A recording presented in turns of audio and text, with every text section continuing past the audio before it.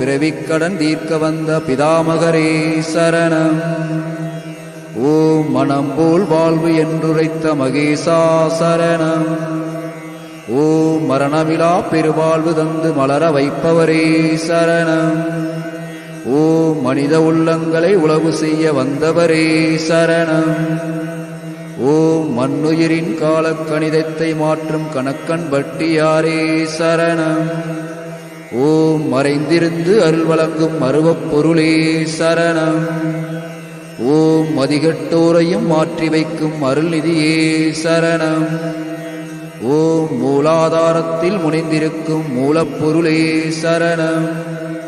ஓம் முக்திக்கு வித்திடும் அருவப் பொருளே சரணம். ஓம் விரல் காட்டி வினை தீர்க்கும் வேதநாயகரே சரணம். ஓம் விதியையும் வென்றிடும் முழுமதியே